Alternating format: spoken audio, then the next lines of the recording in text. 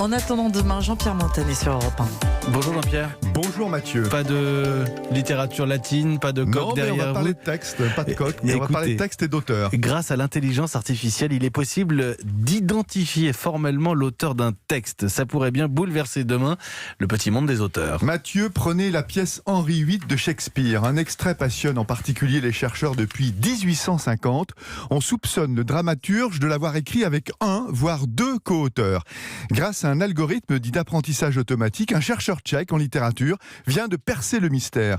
Il a fait apprendre à la machine le style de chacun des trois auteurs en leur fournissant des centaines de mots.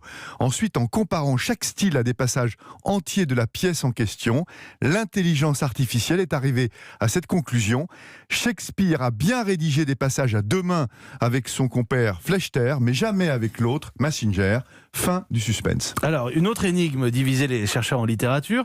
Corneille a-t-il écrit les pièces de Molière ? Florian Caffiero, ingénieur de recherche, a co-signé une étude pour démonter cette tenace rumeur, vieille d'un siècle. Non, Corneille n'était pas le nègre de Molière. Pour parvenir à ce résultat, il s'est appuyé, là encore, sur l'intelligence artificielle pour mesurer, parmi 2 millions de mots, la quantité de noms propres, d'adverbes, d'adjectifs, de verbes conjugués employés par plusieurs auteurs de comédies en vers de l'époque.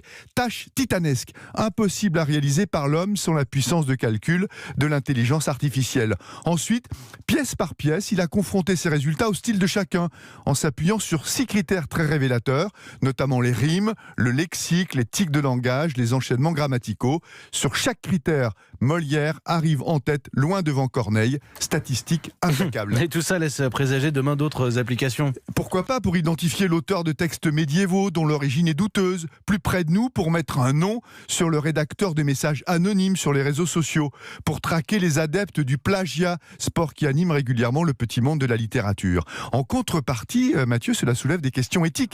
Quel casse-tête pour défendre les auteurs. Comment protéger un écrivain qui publie un livre sous un pseudonyme, un lanceur d'alerte ou un journaliste qui souhaite dénoncer un scandale dans une tribune anonyme? Avec la montée en puissance de ces algorithmes, il risque d'être vite démasqué. Demain, il n'y aura plus de Romain Gary qui, grâce à son pseudo, Émile Ajar, a réussi à être le seul écrivain à décrocher 2 prix Goncourt. Et je souhaite aussi bonne chance à la prochaine Elena Ferrante pour maintenir le mystère aussi longtemps. Et voilà, ce matin, sur Europe 1, Shakespeare, Molière, Virgile. Il y a du niveau quand même. Merci Jean-Pierre Montanet. En attendant demain, tous les matins sur Europe 1.